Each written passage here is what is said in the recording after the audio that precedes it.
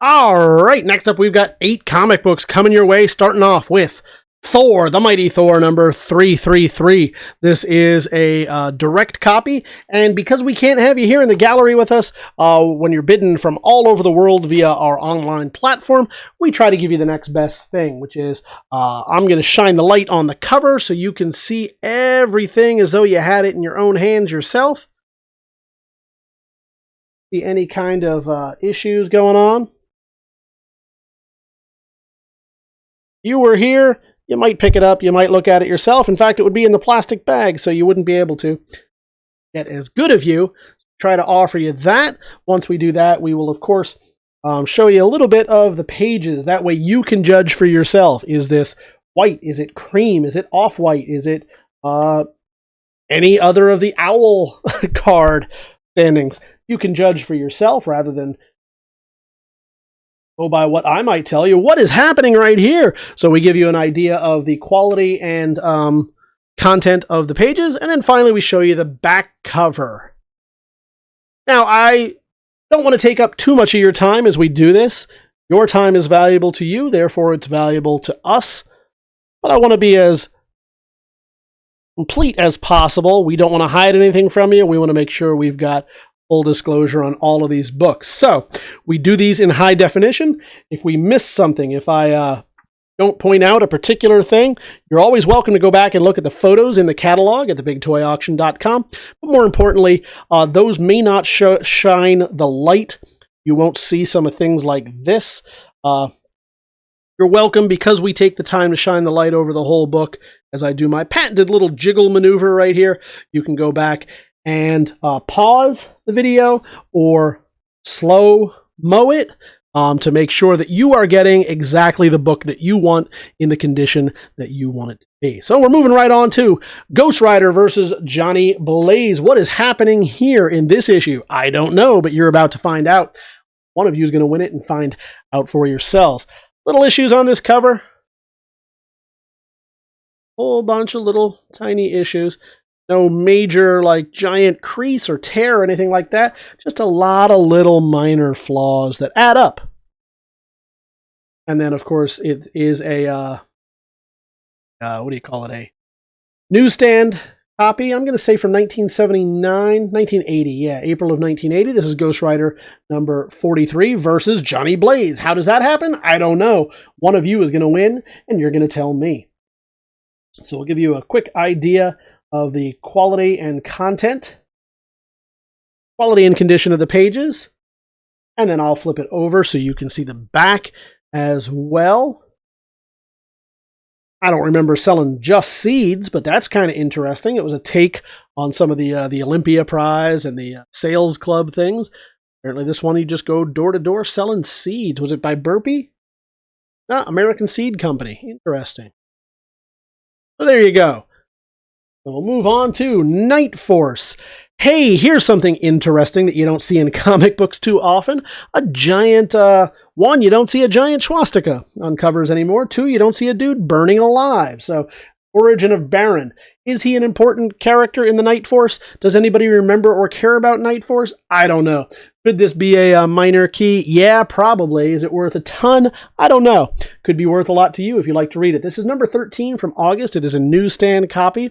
And the very nice thing about this is that yellow really pops out any kind of damage. So some interesting stuff.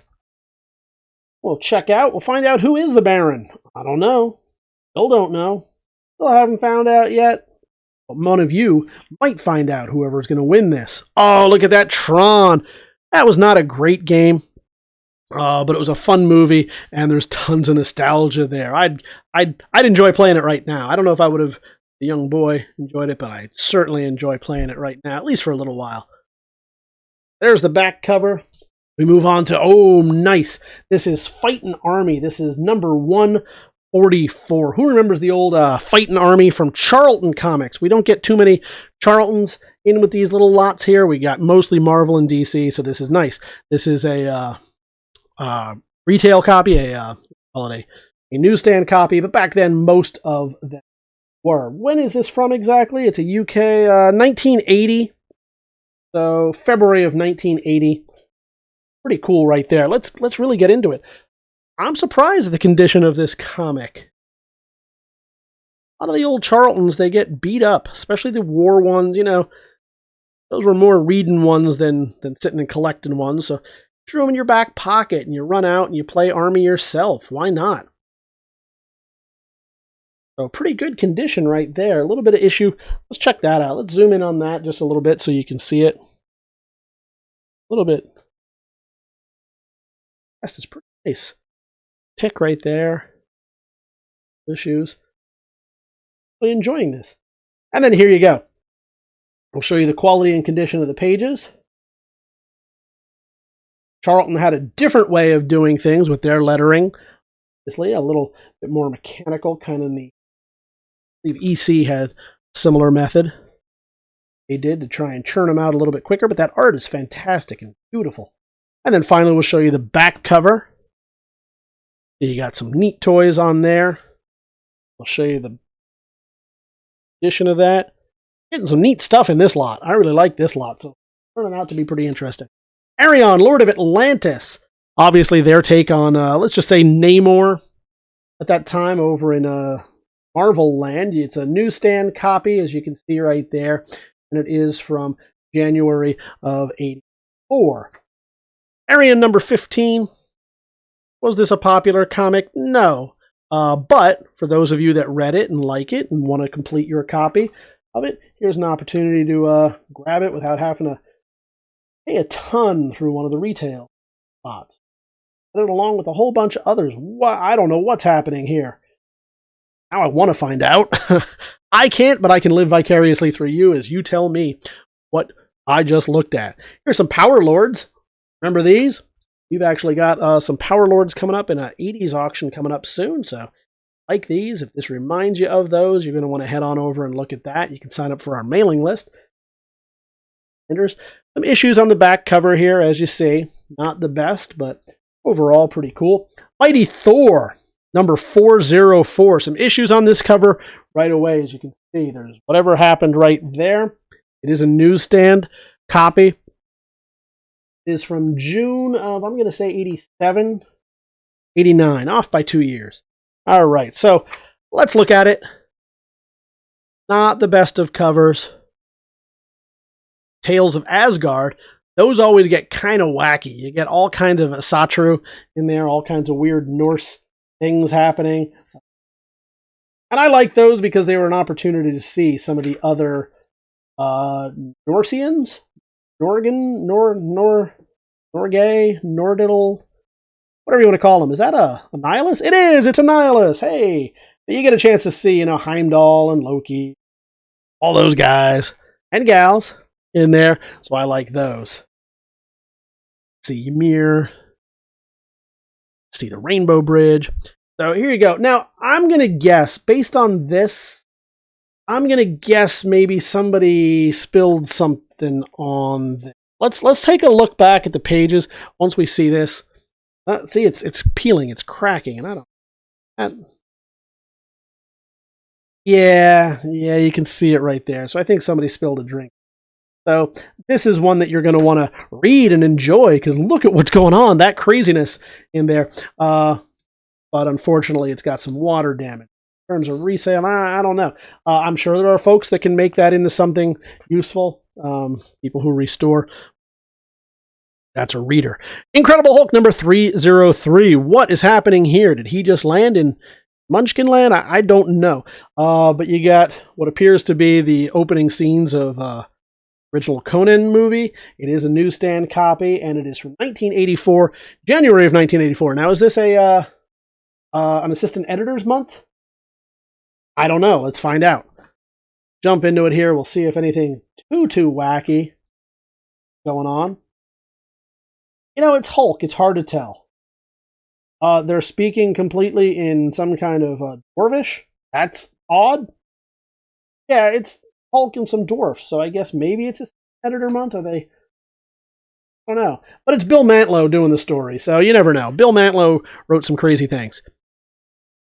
Fortunate what happened with Bill. But he left us all of this and some Rocket Raccoon and some ROM and some other things to really fill out his legacy. So there you go. Let's see the Montezuma's Revenge there. Back, pretty interesting as we wrap up this particular lot with the Warlord, number 107, the bridge of that guy, Yog? I don't know. 107. I'm very surprised this made it that far. That's almost 10 years worth of Warlord. This is from July of 1986, so it must have been quality. I never got into it myself. This is a newsstand copy, so we'll show you that, and then we'll jump right into it here. I'm not seeing too much issues with this cover. Something going on right there. Let's zoom in on that a little bit just so you can see it. Yep, so there you go. Otherwise, not too bad.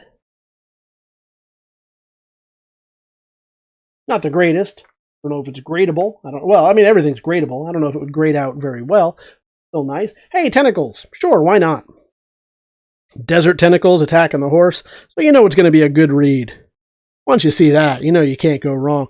Then whatever's happening right there. I think that was a Minotaur I just saw. So some good stuff right there.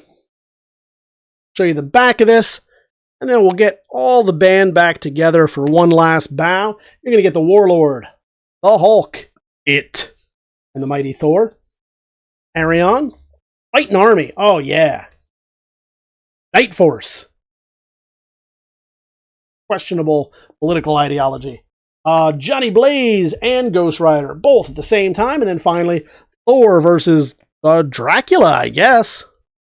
All of these you're going to get in one fell swoop. One bid, one lot, one way to get them. And that's to head over to TheBigToyAuction.com. What are you waiting for? Leave those bids right now.